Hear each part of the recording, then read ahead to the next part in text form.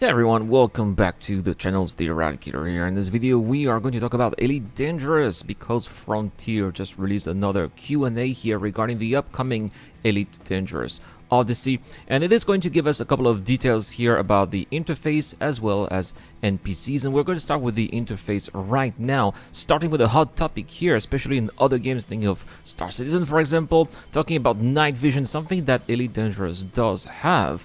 If you are flying the ships right now, will night visions or a light be available on the HUD?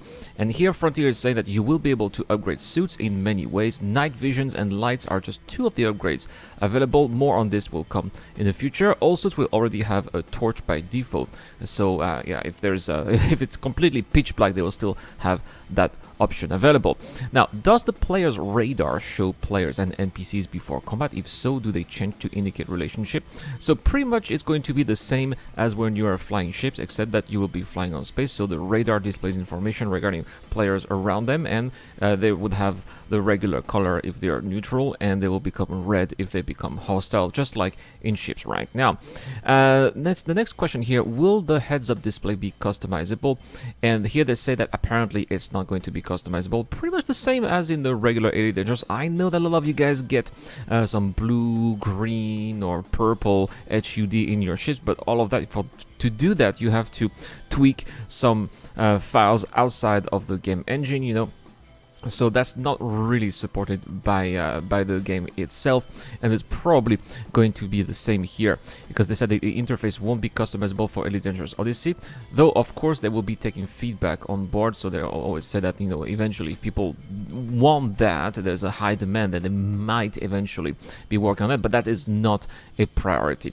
Now, can players turn parts of all of their HUD off? And apparently here they say that no, it's not going to be possible. So you're gonna have to get maybe some kind of cinematic camera if you want to take nice screenshots without the HUD, but in first person it's just not going to be possible. And the last one here regarding the interface, it is possible to hide from other players' radar, and they're still saying that they are still in the process of reviewing how PvP and HUD will work, so they can't confirm that. So basically the answer is probably by now no, but just like will the HUD be customizable, they're not closing the door for that, and they probably reserve themselves the right to make those changes further down the line. Now let's talk about the NPCs now, because there are quite a few questions here regarding NPCs. This is definitely one of the main features of Elite Dangerous Odyssey, because, you know, it basically would be pretty much worthless to have finally that space legs extension without having NPCs around, and that expression will feel quite dead. So they are going to give us the impression of being in a living, breathing universe. So this is what Frontier has to say. Now, the first question there is regarding the ability to fight alongside other NPCs as a team in combat, and here they do say that combat zones will be pretty much the same as what we are seeing in space as well. This is not news, they've talked about it before in previous Dave Diaries, so it will be a mix of both computer and AI characters as well as players, if players are eventually coming down those battlefields. Do on-foot NPCs spawn per instance, or is there some sort of permanence? If so, is it timed like space POIs or permanent? And here they say that settlement AI is spawned based on the settlement theme and state, so Star Citizen factor will also affect the AI difficulty. So yeah, it is going to be permanent. If there is a base located on planet side, there are going to be NPCs located there. Speaking of oxygen now, oxygen levels, does oxygen level impact combat ability, and so how does this apply to NPCs? Well, this is quite a recurrent theme here in this Q&A. Quite a few questions about oxygens and consumables as well, and here they do say that if your suit loses power, the life supports will shut down, causing suit emergency air supply to be used.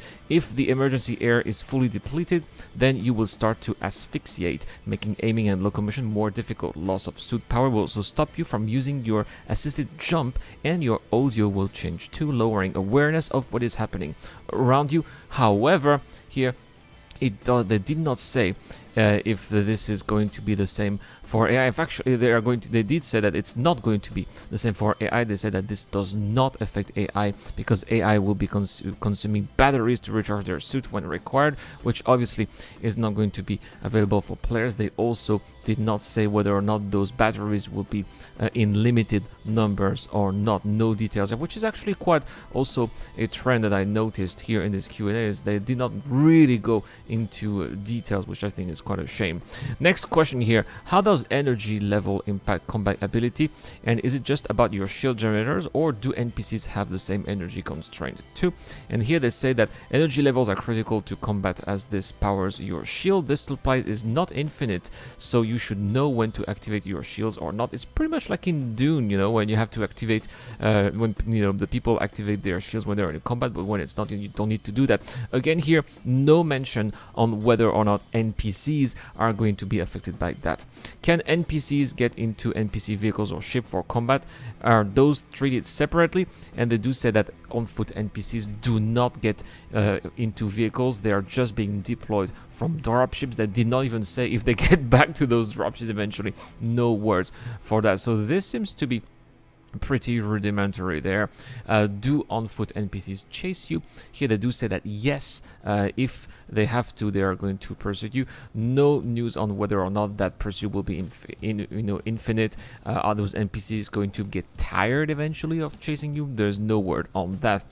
Is combat AI scripted for the new settlements, or is the AI clever enough to adapt itself into open terrain and other obstacles? And here they do say that AI is going to be capable of investigating areas, report findings, and use cover and communicate all reinforcement, but they did not say again if they are going to adapt. Let's say, for example, you are being followed out of the settlement and for kilometers and kilometers for some reason, right? And you go into difficult and rough terrain. They did not say if AI is going to be able to adapt there. Any information on the scope of line of sight of AI? And here they pretty much said that the AI line of sight will be the same as the players. Will NPCs engage in combat without player input? They only said here that if you are wanted, NPCs will engage you without provocation, the same as how it is in space. Here, back to oxygen. Here, will oxygen levels affect NPCs? And here they are confirming here that AI will not be affected by oxygen levels. So again, I think that this is going to be a major difference between another game like Star Citizen, for example, where in the future NPCs will be affected by the same degrees of constraint as players. In Elite Dangerous, it's not going to be the case.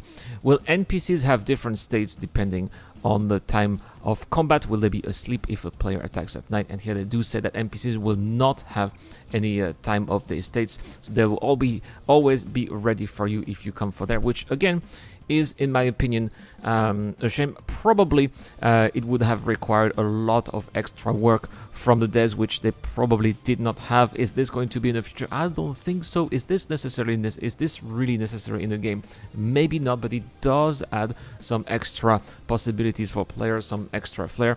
And again, this is where Star Citizen in the future, when this is going to be finally implemented, I know that a lot of you guys are going to laugh. Oh, it's going to be there in 10 years or more. Perhaps, but at least this is what they want to do here. And we're not going to get that in Elite Dangerous. Is this important? I don't think so. Is this primordial? I don't think so as well, but nevertheless, it's going to be a difference between this game and how Star Citizen is going to be in the future. The big difference is that, of course, we're going to get Elite Dangerous Odyssey now, if I may say so, and not in 10 years.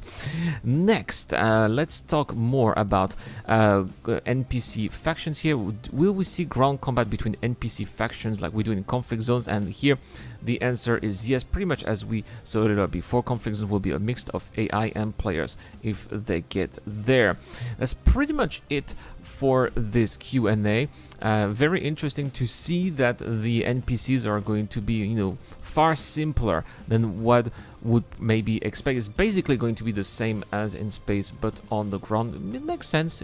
Is this going to change the nature of Elite Dangerous? Absolutely not. It's going to make it actually quite familiar for people who are familiar with the game too. I'm fine with that.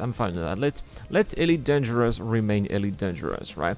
And that's pretty much all for this video, guys. If you like this kind of content, you know what to do. The like and subscribe buttons are down there. Tell me also in the comments down below, are you excited about Elite Dangerous Odyssey? Are you have you already pre-ordered the game? Talk to me in the comments down below. I love to read your comments and I try to reply as much as possible. See you guys next time for more content. This is the Eradicator. I'll see you guys later. This video is brought to you by the people who support this channel on Patreon and via the join button as well. Supporters of the channel get access to lots of cool perks such as access to my private Discord, your question answered in the show, you get to know when I'm going to play, and also you get to have a chance to influence the editorial line of the channel. Any help is appreciated, starts at just $1 a month. Thank you very much for watching. This is the Eradicator and I'll see you guys later.